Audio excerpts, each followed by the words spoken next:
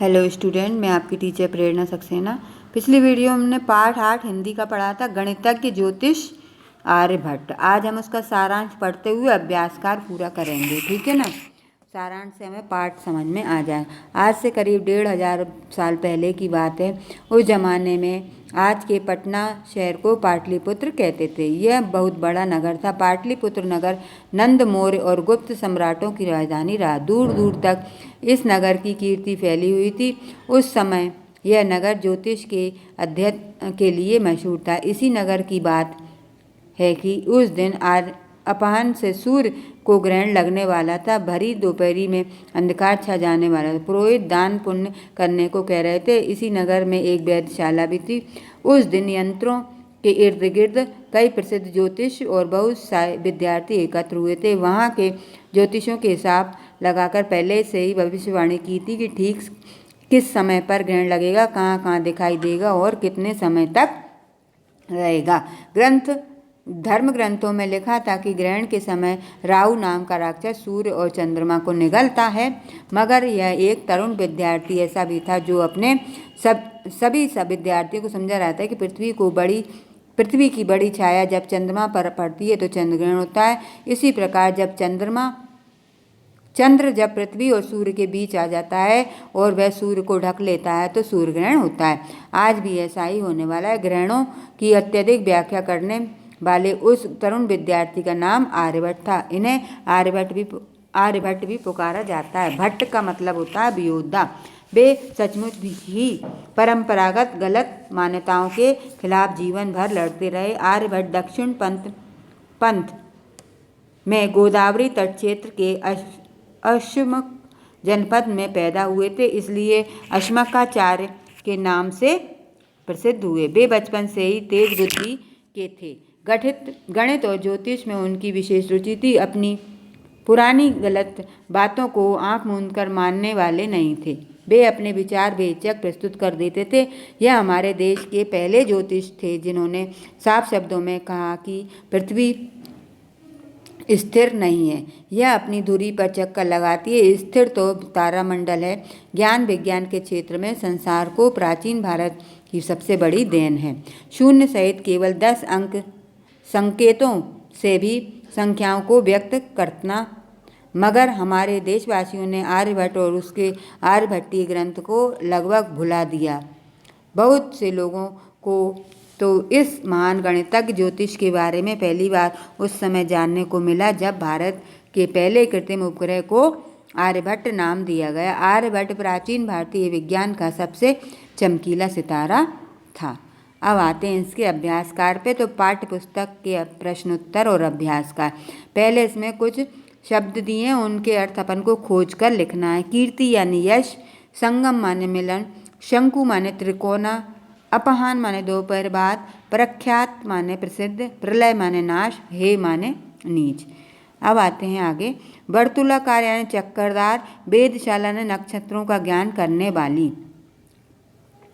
धारणा माने विचार, पद्धति माने ढंग, सूत्रबद्ध माने नियम के में बंधा और आसन माने पास, आसन्न माने पास या समीप। अब आते हैं निम्नलिखित प्रश्नों के उत्तर संक्षेप में दीजिए, ठीक है ना। तो पहला है पटना का पुराना नाम।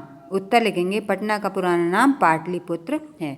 दूसरा है पटना के पास कौन सा प्रख्यात विश्वविद्यालय है, तो नालंदा विश्वविद्यालय। तीसरा प्रश्न है पटना के नाम के पास किन किन नदियों का संगम हुआ है। पटना के पास सोन, गंगा और गंडक नदियों का संगम हुआ है। वेधशाला किसे कहते हैं, विभिन्न प्रकार के नक्षत्रों से जुड़ी जानकारी तथा खगोलीय पिंडों का ज्ञान प्राप्त कराने वाले स्थान को वेधशाला कहते हैं। अगला है भट्ट शब्द का आशय है। भट्ट शब्द का आशय होता है वीर योद्धा। आर्यभट्टीय पुस्तक के कौन कौन से 4 भाग हैं। आर्यभट्टीय पुस्तक के 4 भाग हैं, दर्शन, गीतिका, गणित, कलाप्रिय और गोल। आर्यभट्टीय की ताड़पत्र पोथियों की खोज किस विद्वान ने की थी, तो आर्यभट्ट की ताड़पत्र पोथियों की खोज महाराष्ट्र के विद्वान डॉक्टर भाऊ दाजी ने सन 1864 में की थी। अब आते हैं निम्नलिखित प्रश्नों के उत्तर विस्तार से लिखिए। पाटलिपुत्र नगर से दूर आश्रम में ज्योतिष और विद्यार्थी क्यों एकत्रित होते थे? इसका उत्तर इसका बाद में मिलेगा, पहले अपन ग नंबर पे इसका उत्तर आपको यहाँ मिलेगा, यहाँ मिलेगा तीसरे पेज पे ना, थोड़ा गलत सिलेक्ट हो गया जी। तीसरा प्रश्न है ग नंबर का, आर्यभट्ट ने सूर्य ग्रहण और चंद्र ग्रहण विषय में क्या विचार व्यक्त किए?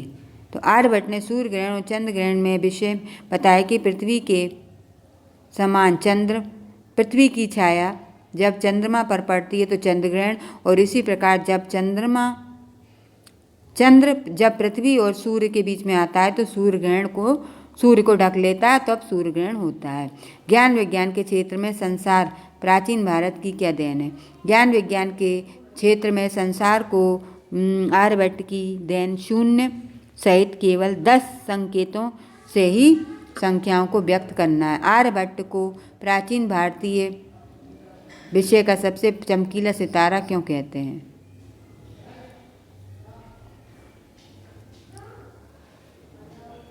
आर्यभट्ट ने गणित और ज्योतिष का सही ज्ञान संसार को सबसे पहले दिया, इसलिए उसे प्राचीन भारतीय विज्ञान का चमकीला सितारा कहते हैं। अब आते रिक्त स्थानों की पूर्ति वाक्य के सामने कोष्टक में दिए शब्दों से छांटकर कीजिए। पृथ्वी अपनी धुरी पर खालिस्तान की ओर घूमती है, तो लिखेंगे पश्चिम से पूर्व की ओर। अगला है ग्रहणों की वैज्ञानिक व्याख्या करने वाले तरुण विद्यार्थी का नाम था, क्या था? आर्यभट्ट। तीसरा है आर्यभट्ट की पुस्तक का नाम था आर्यभट्टीय। अब आते हैं नेक्स्ट, विशेष शब्द से बी उपसर्ग जुड़ा है, प्रख्यात शब्द से प्र उपसर्ग जुड़ा है, इसी प्रकार बी और प्र उपसर्ग जोड़कर नए शब्द बनाइए। तो बी योग, विकास और विषय, प्रयास, प्रलय, प्रबल, इस तरह से आपके शब्द। अब अधि तथा अति उपसर्ग लगाकर बनाइए। अधिकार, अधिपति, अधिकांश, ठीक है। और अति, अत्यधिक, अत्युत्तम और अत्यानंद। वीर में ता प्रत्यय जोड़कर वीरता, पढ़ में आई प्रत्यय जोड़कर पढ़ाई, लिख में आवट प्रत्यय जोड़कर लिखावट, दूध में बाला प्रत्यय जोड़कर दूधवाला, घन में त्व जोड़कर प्रत्यय जोड़कर घनत्व, और इसी प्रकार ता, आई, आवट, बाला और त्व प्रत्यय जोड़कर प्रत्येक के 2-2 शब्द बनाइए। तो ता जोड़ेंगे तो वीरता और शत्रुता, आई मिठाई और लड़ाई, आवट मिलावट कड़वाहट, त्व भ्रातृत्व और मातृत्व, और बाला सब्जी वाला और पान वाला, ठीक है। तो अब आपके ये हो गए हैं कंप्लीट। इसको अपनी कॉपी में नोट डाउन कीजिएगा और लर्न कीजिएगा, ठीक है ना। इसके बाद नेक्स्ट वीडियो में नेक्स्ट चैप्टर के साथ फिर मिलेंगे, तब तक के लिए बाय बाय, थैंक यू।